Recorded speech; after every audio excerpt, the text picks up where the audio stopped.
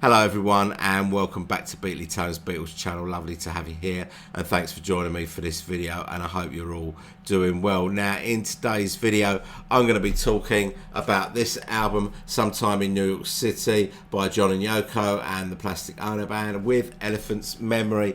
It was released in 1972, making it 50 years old this year, and the smart money is that the Ultimate Mixes box set is going to be released on October the 9th, John's birthday. Well, in actual fact, John's birthday this year is actually on a Sunday, so I think this is going to come out on the Friday before, which will be the 7th of October.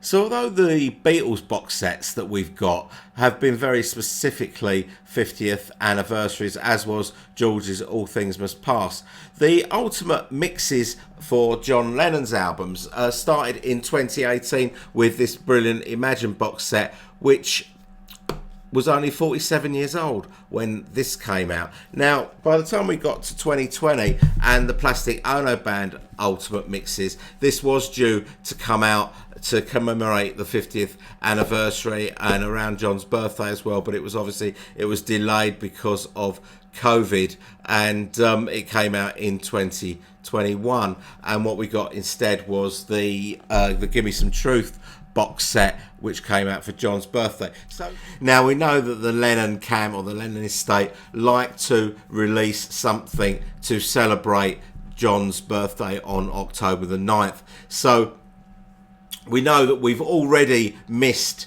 the 50th anniversary date for the release of Sometime in New York City. In fact, there was two dates because it came out in June in the UK and September in the US.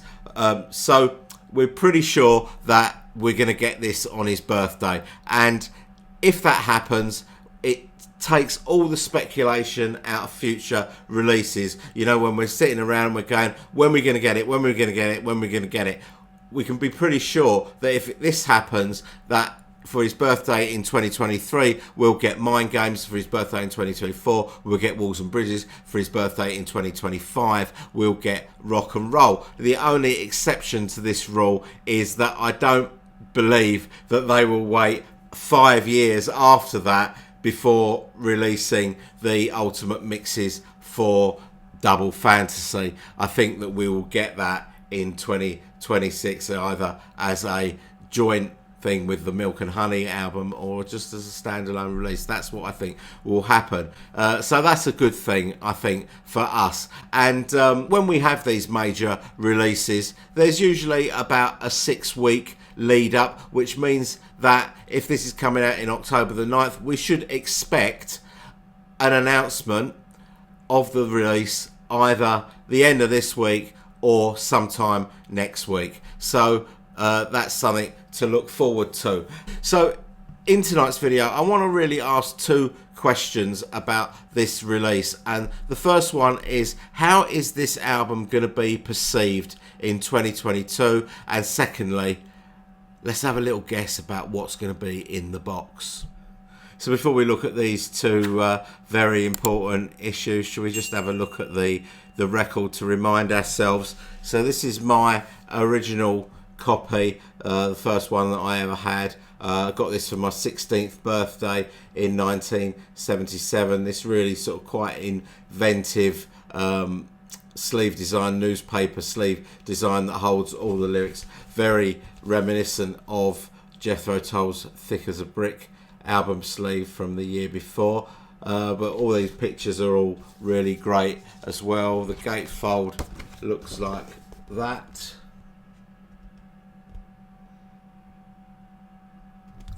It's a very nice packaging for the album. So the main album came in this black inner, which sort of had the cast and the songs, and of course there was a second disc of live performances, two live performances, one from the Lyceum Ballroom in London in 1969 and another one with Frank Zappa and the Mothers at the Fillmore East in 1971. A very difficult to read sleeve, and I'll just talk about that in a minute, but I'll just show you the vinyl.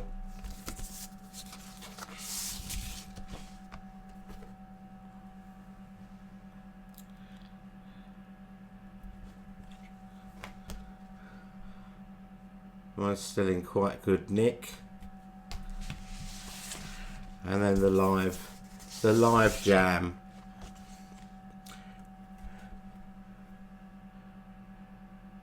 Look at the size of that second track. That's Don't Worry Yoko. That's 17 minutes worth of that. Cold Turkey being the other track.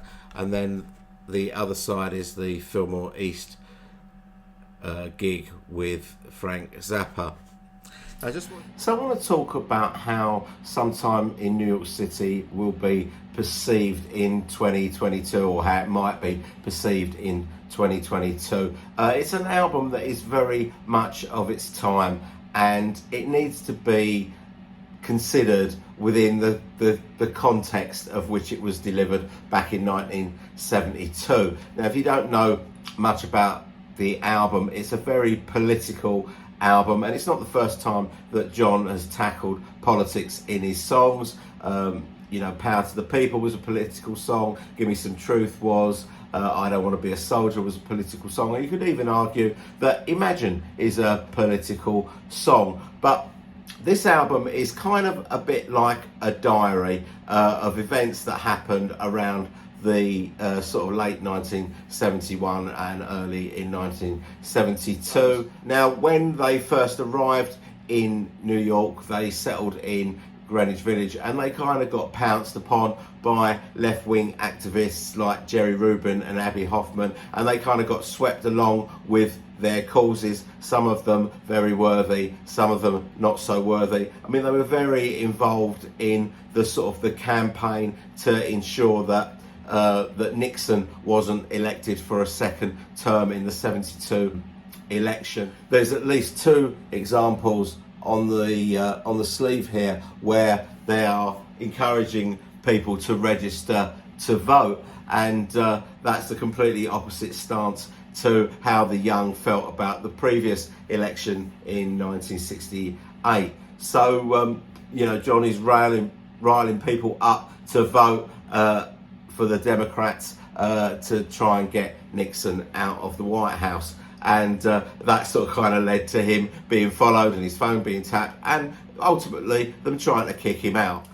Now, if ever there was an epitome of the term difficult third album, Sometime in New York City is definitely it. Now, I don't want to go too deeply into the songs or into the lyrics of the songs on this video. I'll do that on my review. But I do want to speak about some of the songs that I think are going to be perceived in a negative way in 2022. And the first of those is obviously the opening track, Woman is the you-know-what of the world. And I don't want to be using that sort of language in my videos, and nor do other YouTubers either. I'm not going to refer to it as woman is the N of the world because that's just a little bit lame, isn't it? I'm going to refer to it as woman is the figure of the world, and hope nobody notices. Now, I'm not saying that that word was acceptable in 1972. It wasn't, but it was more widely used, and you would hear it on TV and stuff like that. So that has kind of changed. Now, if you're not familiar with the expression, it was first coined by Yoko in 1968 in an interview that she did for Nova magazine in the UK, and that is depicted on the sleeve of the single. Now, when John did promotion for this album, he did a lot of TV, and he went on the Mike Douglas show, and on the Mike Douglas show he had a big blown up quote from a black congressman who explained about the term and said that it applies to everybody who is oppressed, not just black people. And John kind of hung on to that and used that as his justification for using the word. Now, in today's landscape, we hear this word used in music all the time, in rap music or hip hop or trip hop or flip flop or flip-flop or whatever it's called these days. So are we so used to hearing the word in songs these days that the whole thing is going to just wash over everyone, no one's going to take a blind bit of notice of it? Or is social media going to go into meltdown? I don't actually know what the answer to this is, but I'd be interested to hear what you think will happen about that. So do tell me about it in the comments. Love to hear from you. Now, another song that I want to talk about is Attica State. Not that I think this is going to be perceived in a negative way this year, but I think it's interesting to talk about it. The song is about the prison riots in 1971, where several prisoners and guards were killed in the melee, but it kind of goes on to talk about the conditions within prisons in general and human rights within prisons. And the ironic thing about the song is that Attica State is the very prison in which Mark Chapman served the first 31 years of his sentence, though let's just hope that they didn't improve the conditions too much. So I know that Sometime in New York City isn't John's strongest album. I think it's probably my least favourite of all his studio albums, but this is a really important and interesting period for John, and I think the songs, although they're not the best, they are really interesting. So I'm really looking forward to this this release. Now, so let's have a look at what might be in the box. Now, we know that because we've had this and because we've had that, we kind of know the format of how the box set is going to go. I think the Lennon have come up with a really good format for box sets. I think the best of all the re-released box sets that we've had so far. The two Lennon ones have been the best, and I hope that that format continues. So obviously we're going to get a remix of the original album, and I really welcome that because the original mix is very muddy and very Phil Spector-y, and I think that cleaning it up is going to really enhance it. I think we've heard a little bit of how much it's going to enhance it by listening to the track Angela that was on the Give Me Some Truth box set. I think that improved it no end. So I think this is going to really give it a new lease of life. We did have a remix and a remastered version in 2005, but this was a kind of a dumbed down version of the album because they cut about a minute off of Sunday Bloody Sunday, a couple of minutes off of We're All Water, and all the Frank Zappa stuff from the live jam was missing. So dumbed down version, what we want is a nice remix of the whole thing, including the whole live jam disc. Obviously we'll also get the other formats that they've used before, so we'll get hopefully a CD of outtakes. And if you've listened to the one-to-one concert of John Lennon live in New York City, you'll know that Elephant's Memory are not the best band, and plenty of mistakes on that live album, and I'm sure there are plenty of mistakes on the studio versions as well. So I think we'll get some nice outtakes from the songs. The element mixes has always been really interesting as well. We'll probably get a CD of those where that's where they take certain instruments and isolate everything else, so we just hear what those instruments are doing. Like you might get bass and drums and vocals or something like that on a song. On Plastic Ono Band, we got the whole album as an element mix with different instruments being used on different songs. On Imagine, it was less comprehensive.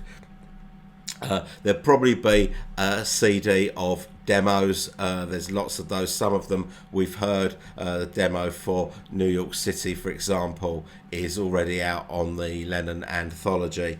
And we get the raw studio mixes disc as well, which will be the actual takes that were used on the album, but without all the overdubs and all the bells and whistles, and they're always quite interesting to hear as well. And obviously the one that I find really interesting is the Evolution mixes, where we see the progress of the song as it goes through its lifespan, and they're always really interesting to hear. So hopefully all of those will be included.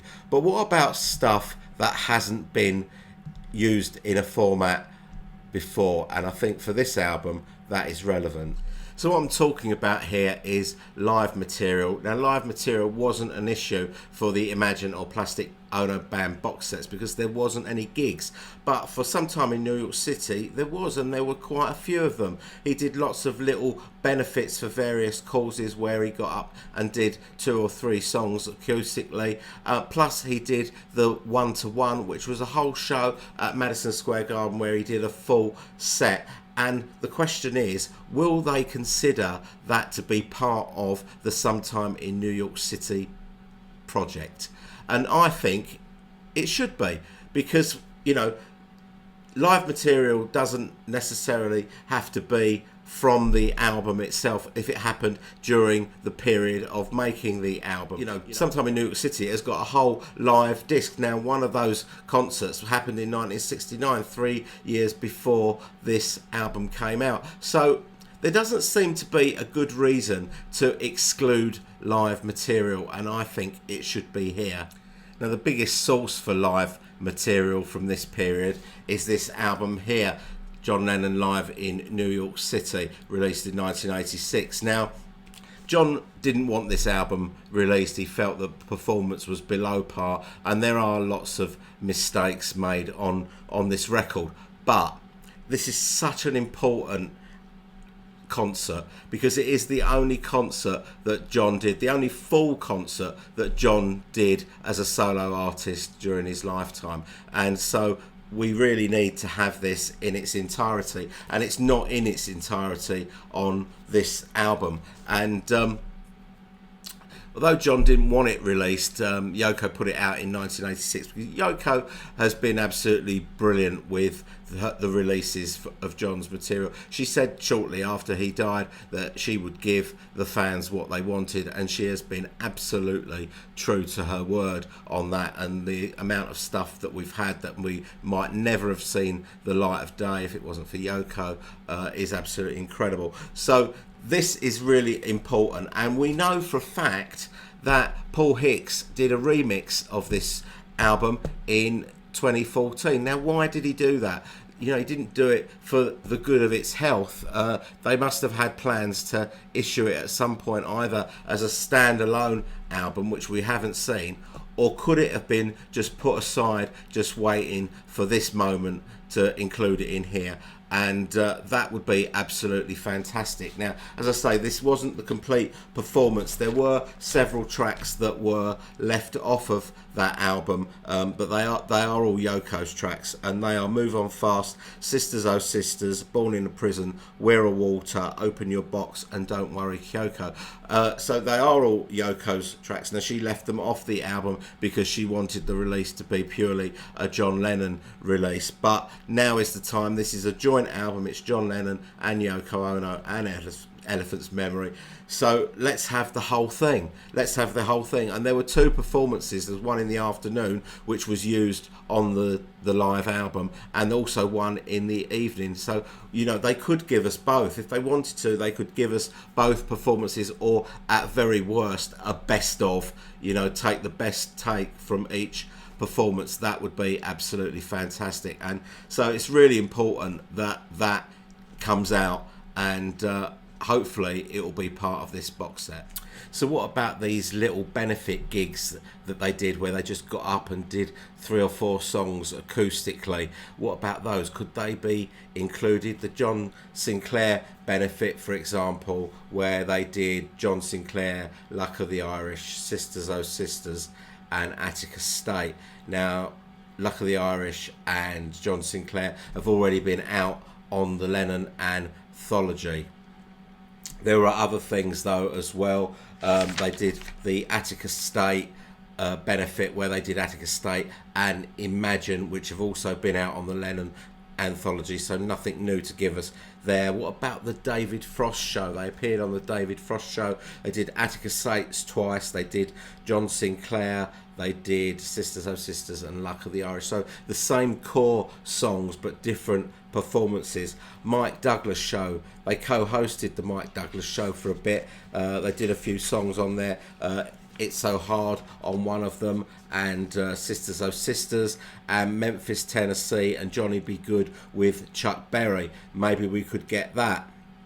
So there are lots of these little bits and bobs that we might get either as an audio release or possibly even video, or both, who knows. One thing's for sure, it doesn't look like they left anything in the can regarding this album. Everything that they wrote and recorded seems to have gone on the album. There doesn't seem to be any left off. And as a little bonus, if we happen to get anything from the rehearsals of the one-to-one concert, watch out for John's version of Ringo's Back Off Boogaloo. That would be absolutely fantastic to get that.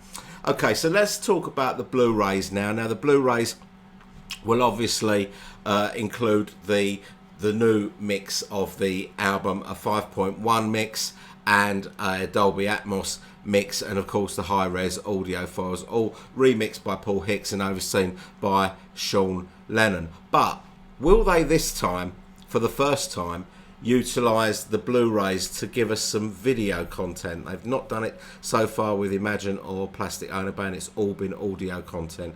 But will they do it this time? Because they could give us the video for the one-to-one concert, and that would be brilliant if they were to include that. It has obviously been out on VHS video years and years ago, and the video did have 2 of the extra tracks on it that I mentioned earlier, Sisters Oh Sisters and Born in a Prison, that weren't on the LP. But it'd be great to get a full restored, remastered video of this really historical concert, John's only full-length solo concert of his career. It's crazy to think that Yoko has done more live gigs than John did since the end of the Beatles. Incredible, really. So, what about the appearances that he did do on the Dick Cavett show, the David Frost show, and the Mike Douglas show? He did a lot of TV work around this period, co-hosting the Mike Douglas show for a week. Wouldn't it be great if they were to put at least their musical performances from these shows, if not the whole interview? It would be great. I mean, there's just so much potential for this album. There really is. But you know, if they don't include the one-to-one, they have missed a trick, because they can use it to sell the album, saying John Lennon's last full, you know, live performance, and they can sell it on the back of that, because, you know, on the back of this album, Sometime New York City, it's not going to be that easy to sell to the general public. Of course, us as fans are going to lap it up. So one final thing that I wanted to mention was with the Imagine and Plastic Ono box sets, there's always been like a double vinyl release, a special double vinyl release for this, which was the remixed album plus a selection of the new mixes from the box set. But because Sometime in New York City is already a double album because of the live jam album, will they expand that to a triple album to include a selection of the mixes, or will they just put it out as it is as a double album, 180 gram vinyl, and it will be exactly the same as the original release? That'll be interesting to see what they do with that. Now, I absolutely can't wait to get my sticky little mitts on this box set. I'm really looking forward to it. Such an interesting album, even though it's not his best. And obviously I'm sticking my neck out and saying that the 7th of October will be the release date, and I really hope that I'm right on this. And obviously as soon as there's an announcement, and if the 7th of October is the date, the announcement should be within the next couple of weeks for sure. As soon as it is announced, I will be all over it on this channel, and I'll let you know all the different configurations and when it's coming out and all the rest of it. So please stay tuned for that. Obviously when the album actually drops, I'll be doing the unboxing and obviously a big review of it, so please stay tuned for all that. Thanks for joining me for this video. I'd be really interested to know how you think this album is going to be perceived in 2022, and let me know if you're planning on getting it or you're just going to let this one go. Thanks very much for watching the video. I hope you've enjoyed it, and I'll see you all again soon.